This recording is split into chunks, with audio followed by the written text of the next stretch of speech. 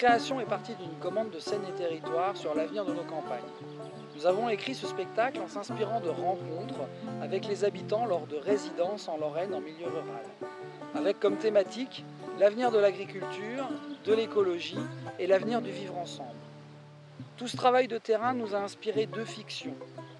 La première se situe en 2015.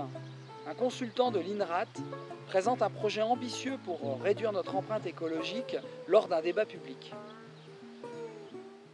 À l'INRAT, nous avons la particularité de proposer aux territoires concernés des scénarios futurs possibles suivis de débats avec la population.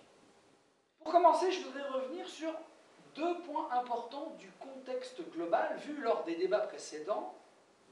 Nous voyons ici que la courbe du réchauffement climatique s'accentue de manière faible et constante depuis 1950, pour augmenter fortement à partir de 2009, et ce, pour ne plus jamais ralentir. Deuxième point, la population. Tout ceci, bien entendu, sans envisager l'éventualité d'un Black Swan. Pardon? Excusez-moi, je ne vous entends pas.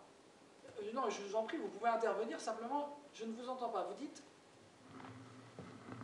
Excusez-moi, je n'étais pas là au débat précédent, mais j'ai peut-être loupé quelque chose. Qu'entendez-vous par Black Swan? L'empreinte écologique, c'est l'impact de l'homme sur la planète. La surface nécessaire pour produire ce que l'on consomme. Et que voyons-nous ici? Nous voyons que si tout le monde vivait comme un Italien, la surface nécessaire pour produire ce que l'on consomme serait de 3,5 planètes, comme un Allemand de 3,7 planètes et comme un Français de 4,3 planètes. C'est pourquoi à l'INRAT, nous sommes en capacité de vous proposer un scénario futur possible que je peux vous présenter aujourd'hui. Il s'agit d'un programme que nous mettrions en place à l'horizon 2022 et que nous avons nommé le PER, le Programme d'éducation et de redressement écologique. Je vous propose de passer au débat dans la salle. Alors, y a-t-il des questions ou des réactions? Monsieur, attendez, je vous amène un micro. Oui, alors je me présente, je suis Raymond Duplacé, artisan en retraite, et franchement, j'en ai ma claque de payer pour les autres. Mes parents n'ont jamais eu besoin de 4 planètes pour vivre. Mes parents, ils avaient besoin d'une vache, d'un cochon, des poules et d'un jardin. Je suis étudiante à Nancy et j'ai lu dans un magazine qu'une municipalité en Belgique offrait une poule à chaque habitant pour réduire ses déchets. C'est très intéressant. C'est très très intéressant. Y a-t-il d'autres questions? Madame?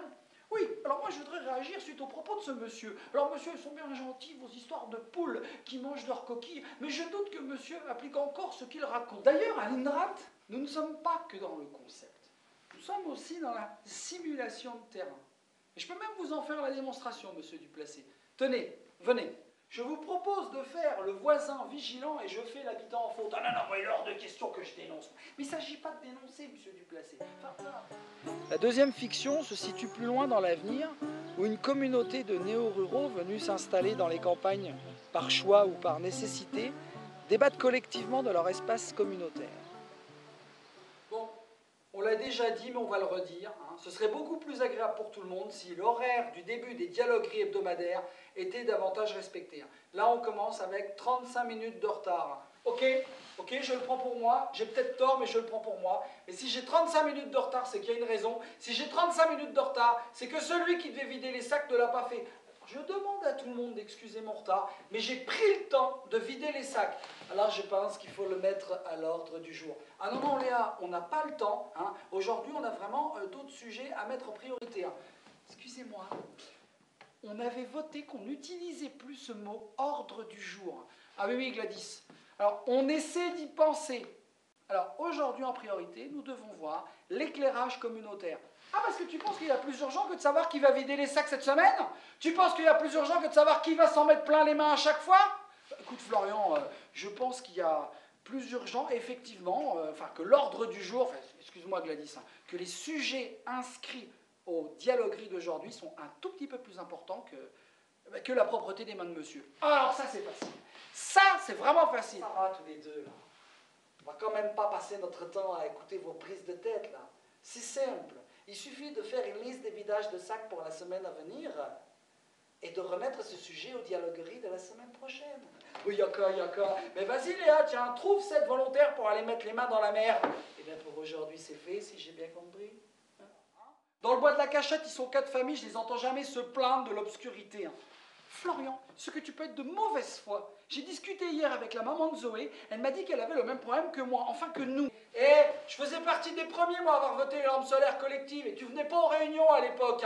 On ne dit pas réunion, on dit dialoguerie. Oui, c'est grave, et c'est même très grave, et c'est pour ça que je vis ici, à cause des mots que je veux plus entendre, comme réunion, des mots comme ordre du jour, comme analyse, comme croissance, comme produit. Merci Florian, c'est vraiment avec ce genre d'attitude qu'on avance. Nous avons voulu finir ce spectacle par une galerie de portraits de ruraux qui se prêtent devant la caméra à imaginer l'avenir de leur campagne.